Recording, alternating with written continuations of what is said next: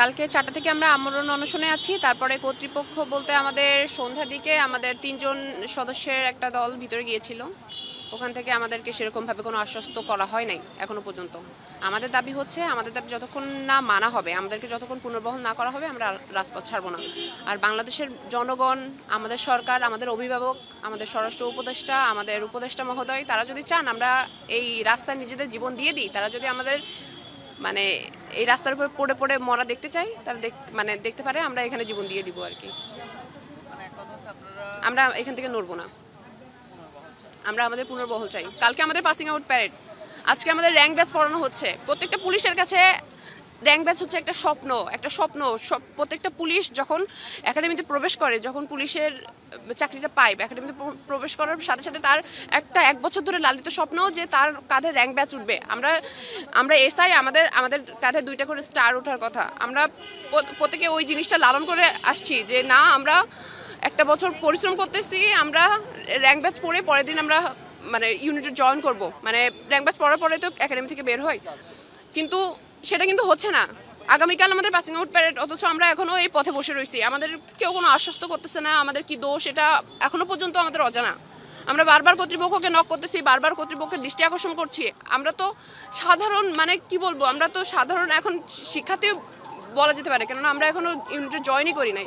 তো আমরা আর কিভাবে বললে তারা আমাদের কথাটা শুনতে পাবে? তারা কিভাবে, আমাদের কি অন্যায়, আমরা কি করছি যে আমাদের এভাবে চাকরি থেকে অব্যাহতি দেওয়া হলো?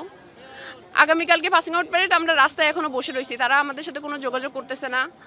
আমাদের দুঃখ দুর্দশা দেখার মতো কেউ নাই, আমাদের মনে হচ্ছে কোনো অভিভাবকই নাই। আমাদের ঊর্ধ্বতন কর্তৃপক্ষ যারা আছে, আমি আপনাদের সদয় দৃষ্টি আকর্ষণ করছি, আপনারাই আমাদের অভিভাবক। আমাদের প্লিজ এভাবে এতিমের মতো রাস্তায় মরতে দিয়েন না, প্লিজ প্লিজ।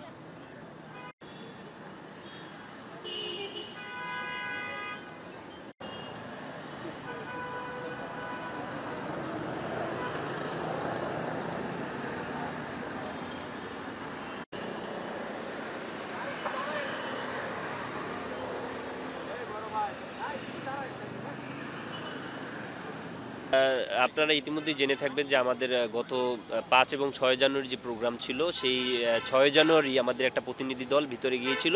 সেখানে স্বরাষ্ট্র সচিব, মাননীয় সিনিয়র সচিব জনাব নাতিমুল গনি স্যারের সাথে তাদের মিটিং হয়েছিল। সেখানে তিনি আশ্বস্ত করেছিলেন যে আমাদের বিষয়ে দ্রুততম সময়ের মধ্যে একটা সমাধান করবেন, আমাদের যে দাবি এটা মেনে নেবেন। তো আমরা তার আশ্বাসে, তিনি যে আল্লাহর দোহাই দিয়ে বলেছিলেন, সেই আশ্বাসে আমরা আমাদের অবস্থান কর্মসূচি স্থগিত করেছিলাম সাময়িকভাবে। কিন্তু আবারও যখন আমরা একটা সপ্তাহের মধ্যে কোনো দৃশ্যমান কোনো ফল না দেখতে পেলাম, তখন আমরা আবার রাস্তায় নামতে বাধ্য হয়েছি।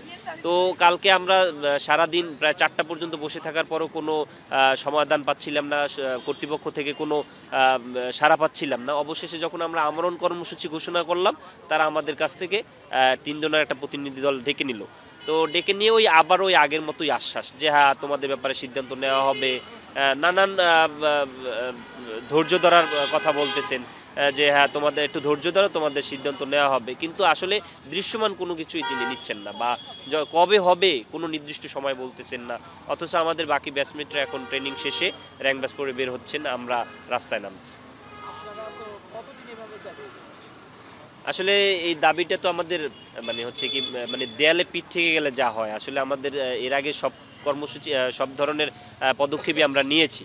তো এখন আসলে আমাদের দেয়ালে পিঠ থেকে গেছে, আমাদের রাস্তায় নামতে বাধ্য হয়েছে। আমাদের এই দাবি না মানা পর্যন্ত আমাদের তো এই কর্মসূচি অব্যাহত রাখার চিন্তাভাবনা আমাদের। গতকালকে আমাদের একটি প্রতিনিধি দল, আপনারা জানেন যে স্বরাষ্ট্র মন্ত্রণালয়ের দায়িত্বশীল পর্যায়ে যারা আছেন তাদের সাথে একটি আলোচনা হয়েছিল, কিন্তু ওইখান থেকে আমাদেরকে কোনো ফলপ্রসূ সিদ্ধান্ত জানানো হয় নাই। আর আসলে দেখেন, আমরা এই চাকরির জন্য আমাদের অনেকটা সময়, অনেকটা পরিশ্রম, অনেক কিছু আমরা দিয়ে দিছি অলরেডি।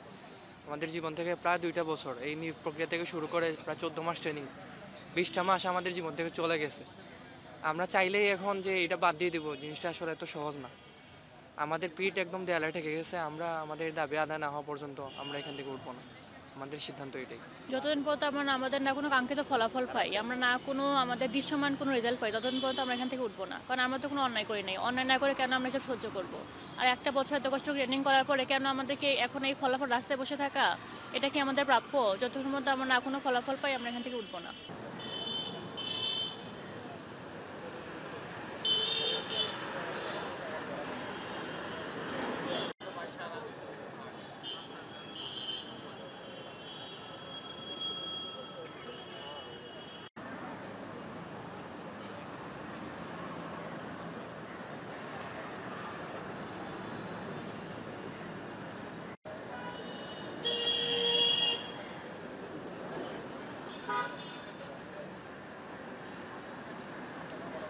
ধন্যবাদ।